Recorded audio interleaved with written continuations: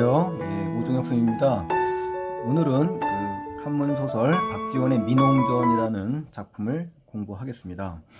자, 핵심 정리에 가시면요. 주제에 가면 이제 시정세태에 대한 비판, 그리고 풍자가 이제 핵심적인 내용입니다. 비판적인 성격이 강하고요. 풍자적인 성격이 있습니다. 그리고 한문 소설이고요. 풍자 소설입니다. 그래서 풍자 소설의 대가인 박지원 소설의 작품으로 한번 보시죠. 설상 특징은 지금 많이 적어놨습니다만 한번 따져보시는 것이 또 좋을 것 같아요. 몰락한 무관이 나옵니다. 양반 중에서 이제 무관인데요. 평생 불행하게 살았어요. 그래서 재치도 뛰어나고 이야기 재주도 있는 그런 능력 있는 사람이에요. 근데 당시 사람들에게 널리 알려졌던 이 민홍이라는 인물의 삶을 그와 관련한 다양한 일화를 통해서 만든 작품입니다.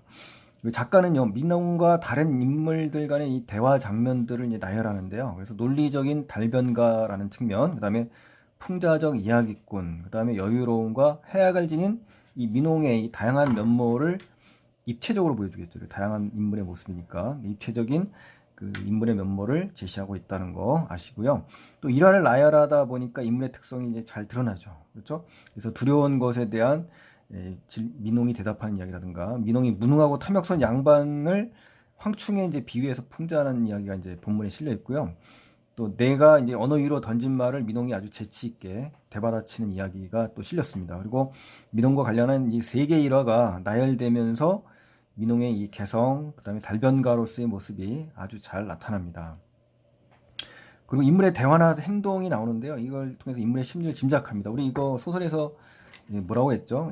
간접 제시라고 했습니다. 간접 제시, 극적 제시, 장면 제시, 뭐 이런 것을 좀 알아두시면 좋겠어요. 그리고 두려운 것에 관한 이제 질문에 민홍이 답한 이야기에서 인물의 특성을 또 요약해서 말해줍니다. 요약적 제시라는 거죠. 또 하나의 일화가 그 다음 일화로 이어지면서 장면이 막 바뀝니다. 그래서 인물의 내적 갈등은 특별하게 보이지 않고요. 또 민홍전을 비롯한 이 박지원 소설이 어떻습니까? 대체로 우의적인 수법을 많이 씁니다. 이 우의라는 건요, 작가의 주제를 전달하려는 생각이 있잖아요. 주된 생각이. 그걸 구체적인 대상에 비유합니다. 그래서 간접적으로 제시하는 거예요, 주제를요. 그래서 그의 소설에서 이 사회 문제에 대한 신랄한 비판, 이런 것을 제시하는데 아주 효과적인 그러한 방법이라는 거죠. 또 실존 인물입니다. 민홍이 실존 인물을 대상으로 해서 그의 일생을 시간의 순서에 따라 추보식 구성, 순행적 구성이라고 합니다. 그래서 주인공 민유신을 대상으로 한 작품이에요. 그래서 그가 지니고 있었던 이 능력, 재주, 기벽 이런 걸 소개하면서 그의 일상을 시간적 순서에 입각해서 서술해 나갑니다. 그리고 이제 주인공의 인물됨을 잘 보여주는 일화를요, 병렬적으로, 그죠? 대등하게 나열한다는 얘기입니다. 또 주로 인물 간의 문답법을 씁니다. 묻고 답하는 식인 거죠. 그러니까 대화 위주죠. 그래서 주제를 전달한다. 그리고 민영감의 해악, 민홍이라고 나오는데요. 이 해악과 풍자를 통해서 작가의 뭐가 나온다? 비판 의식이 나타납니다. 우리 이런 것을 이제 문학적인 미적 양식으로 이제 뭐라고 하죠? 이런 것을 골개미라고 하잖아요. 그렇죠? 골개미. 이거 참고로 알아두시고요. 또 조선 후기의 부조리한 사회현실이 잘 드러나고요. 민홍의 이 골개가 나왔네요. 골개에 의탁하여 풍자한 것이 세상을 비웃는 불공이지만, 공손함이 아니지만, 이 경계하는 이런 구조를 써서 분발한 것은 이 게으른 자들을 이제 경계할 수 있으니까 이 글을 썼다라고 이제 진술을 했다고 합니다. 또 평등에 입각한 그의 인도주의 사상 잘 나오고요. 그래서 시정세태에 대해서 아주 날카로운 비판 의식을 보여주는 작품입니다. 그리고 유능한 재주, 포부를 가지고 있으면서도 이 조선 말기 이 무반계통이 펼칠 수 없었던 이러한 사회적 현상을 풍자적으로 이제 제시한 거고요. 이 불우한 무관이었던 이 민홍을 잘 그려낸 겁니다. 그래서 작가의 어떤 실학적인 인도주의 사상을 우리 알 수가 있는 겁니다. 자, 여기까지 이제 정리를 하시고요. 이제 본문 저와 같이 내용을 파악하겠습니다. 자, 본문 첫 번째입니다. 이제 보세요. 옹은 민홍이겠죠. 말을 할 때면 장황하게 하면서 이리저리 둘러대었다. 이렇게 되는 거죠. 그러니까 이 장황하다는 거는 매우 이제 길게 번거롭게 이제 이야기를 한다는 얘기입니다. 그래서 이리저리 둘러댔다라는 것은 요리조리 아주 모면했다는 거예요. 위기를. 그리고 잘 임시변통 이란 말 있죠. 임시변통, 아주 잘 상황을 모면하는 그러한 아주 순발력이 뛰어난 인물인 것 같아요. 하지만 어느 것 하나 꼭 들어맞지 않는 것이거든요. 굉장히 논리적이라는 겁니다. 이렇게 임시 방편으로 대답을 했지만 그것이 허술한 논리가 아니라 아주 완벽한 합당한 이치에 맞게 지금 대답을 한다는 얘기죠. 그 속에 또 풍자도 있다고 합니다. 이 풍자라는 것은 뭐냐면요, 빗대서 비웃으면서 대상에 대해서 비판하는 말하기 방식입니다. 그러니까 이 민홍의 말하기 방식 굉장히 뛰어난 것 같아요. 달변가란 말까지 하잖아요. 달변가라는 건요, 말을 굉장히 능숙하고 막힘없이 아주 거침없이 잘하는 사람이라고 합니다. 그래서 손님이 물을 말이 다하여 더 이상 따질 수 없게 되자 마침내 이제 뭡니까? 이제는 아예 이성을 잃은 거죠. 이제 분통을 터뜨립니다. 이 분통. 억울하고 원통한 마음이 올라서 그렇죠. 이제 손님이 이 옹과 지금 대화하는 장면인데 손님이 이제 논리적으로 대답을 못하고 따질 수 없으니까 이제 화가 난 거죠. 그러면서 뭐라고 하냐면 옹께서도 두려운 것을 보셨겠지요? 라고 이제 질문을 한 겁니다. 그랬더니 굉장히 화가 나는 그런 감정입니다. 그래서 옹이 한참 있다가 버럭 소리를 질렀다. 두려워할 것은 나 자신만한 것이 없다. 라고 하네요. 그렇죠? 내 오른쪽은 용이 되고 왼쪽 눈은 범이 되고 혀 밑에는 도끼를 감추고 있는 팔을 구부리면 활과 같아진다. 그러니까 차분히 잘 생각하면 갓난아이처럼 순수한 마음을 잃지 않았으나 생각이 조금만 어긋나도 어때요? 짐승 같은 야만이 될 수 있다라고 하네요. 그러니까 스스로 자기 자신을 경계하지 않으면 나 자신을 뭐하라는 얘기예요. 그러니까 나 자신을 두려워해야 된다는 얘기죠. 그래서 앞으로 자기 자신을 잡아먹거나 물어뜯고 쳐 죽이거나 베어버릴 것이야. 이런 까닭에 어때요? 성인들께서도 이기심을 누르고 예의를 따르며 사악함, 악독한 성질을 막 함부로 부리는 거예요. 이것을 막고 진실된 마음을 보존하면서 스스로 어때요? 두려워하지 않은 적이 없다. 그래서 이제 민홍이 얘기하고자 하는 핵심은 이제 자기 자신을 두려워해야 된다. 이 얘기를 하는 거네요. 그렇죠? 그래서 민홍이 답변한 이야기고요. 비유를 썼죠. 그리고 세상에서 가장 두려운 것은 나 자신이다라고 강조하는 거고요. 나 자신이 자기 스스로를 해칠 수도 있고 자기 자신을 경계하는 것이 정말 중요하다. 그리고 이런 말하기가 어떻습니까? 이 사람의 이제 가치관이 나왔죠. 일반적인 우리 보통 생각과 완전히 다르죠. 개성이 강하잖아요. 그러니까 민홍의 식견이라든가 가치관이 나온 거고요. 인간의 삶에 대한 어떤 근원적인 문제를 제시해서 새롭게 이렇게 접근하는 개성적인 이 민홍의 면모를 우리가 알 수 있는 겁니다. 이러한 대화를 통해서요.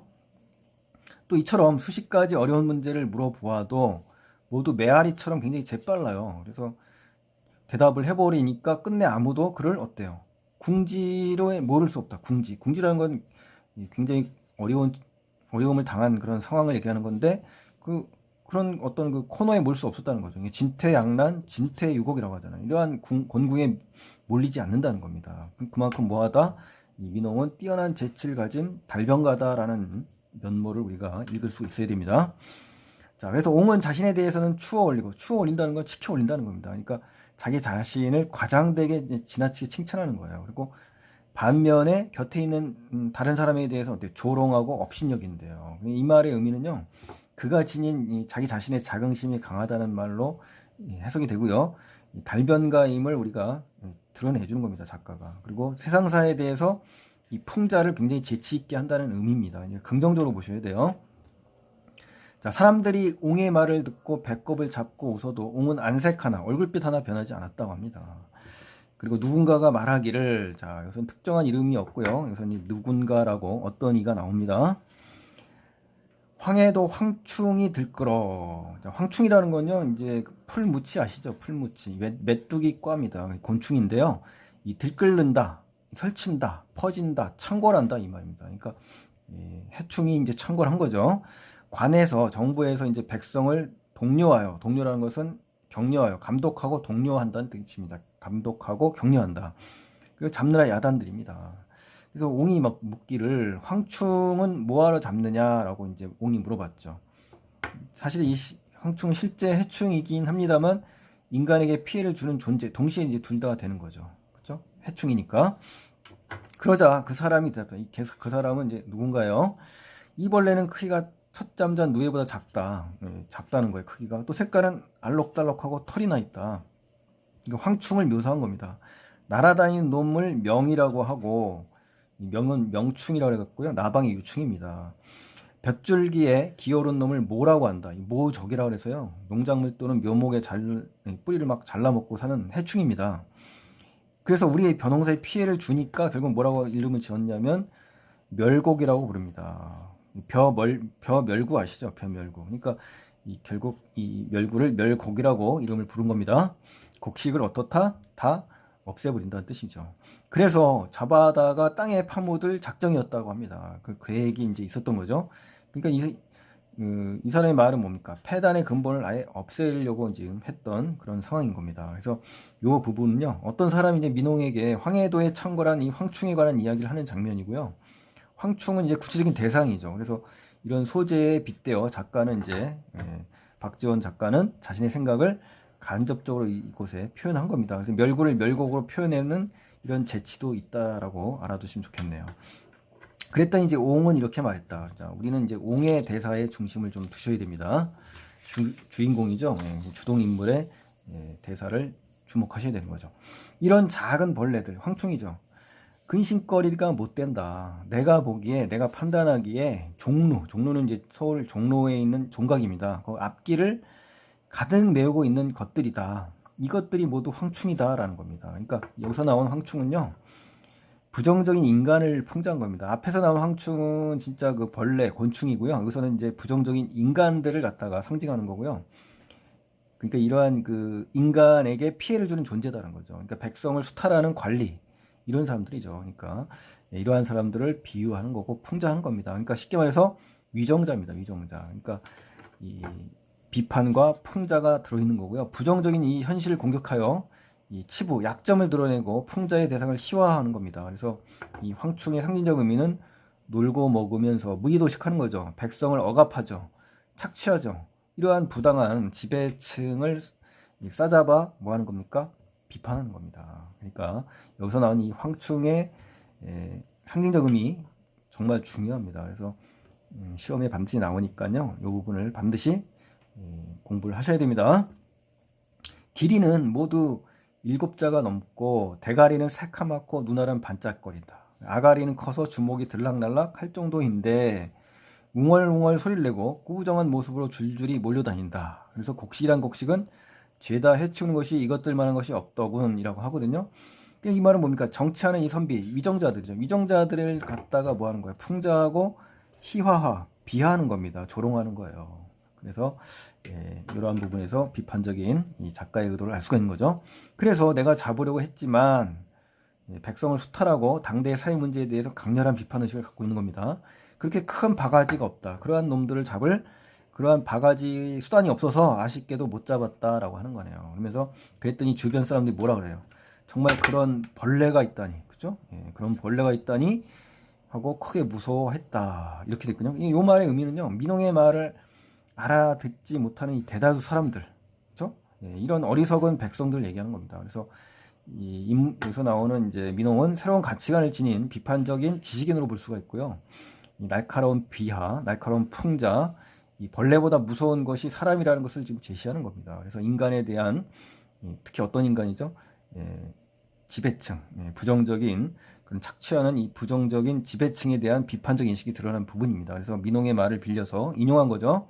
세상을 비판하고자 하는 작가 의식이 담긴 말입니다. 그러니까 민홍을 꾸며낸, 그죠? 어떻게 보면은 창조해낸 인물이죠. 소설이니까. 그래서 어떻게 보면 박지원 작가의 대변인이라고 볼 수가 있어요. 대리인 아셨죠? 어느 날 옹이 오기에 새로운 내용이 일화가 나옵니다. 세 번째 내용이니까 여기는요. 나는 멀리서 바라면서 은어로 그러니까 이 옹과 나가 대화를 하는 겁니다. 그래서 은어라는 것은 이제 우리 은어 아시죠? 구성원끼리만 지들끼리만 하는 은어입니다. 근데 춘첩자의 방제로다라고 이제 이야기합니다. 이 말은 뭐냐면요, 파자입니다. 파자. 그러면서 이 내가 민홍을 놀리는 장면이에요. 그러니까 한자를 사용한 언어 유희입니다. 언어 유희. 우리 봉산탈춤에서 언어 유희가 잘 나오거든요. 파자놀이입니다. 그러자 옹이 웃으면서 말했다. 여유만만한 자세죠. 근데 여유가 있잖아. 달변가니까. 춘첩자란 입춘날 문에 붙이는 글씨니, 문자죠. 그럴 문자. 여기는 뭐야? 대문할 때 문문자. 그러니까 이게 바로 뭐냐면 언어 유희라는 겁니다. 언어 유희. 내 성 민씨를 가리키는 것이었다. 이 민은 뭡니까? 이게 합치니까 민홍할 때 민자가 되잖아요. 그리고 방은 늙은 개를 지칭하는 한자어인데 바로 나를 욕하는 것이구먼. 그렇죠. 바로 민홍 자신을 개에 비유하면서 욕하는 것이다라는 걸 알아들은 겁니다. 그래서 민홍은 자기 자신의 한자식을 충분히 이용한 거죠. 그래서 나의 말을 해석을 한 겁니다. 재치 있게. 또 그 개가 울부짖으면 울재자예요. 이게 듣기가 싫은 법인데 이는 내 이가 다 빠져 발음이 분명치 않은 것을 비꼰개로군이라고 하잖아요. 그러니까 내가 이제 한자 지식이 좀 있는 지식인이잖아요. 그러니까 언어 유희로서 자신을 욕하고 비꼰 것을 이해한 겁니다. 그래도 아무리 그렇다고 해도 그대가 만약 늙은 개를 무서워한다면 개를 내쫓는 것이 좋네. 또 울부짖는 소리가 듣기 싫다면 그 입을 막아버리게나.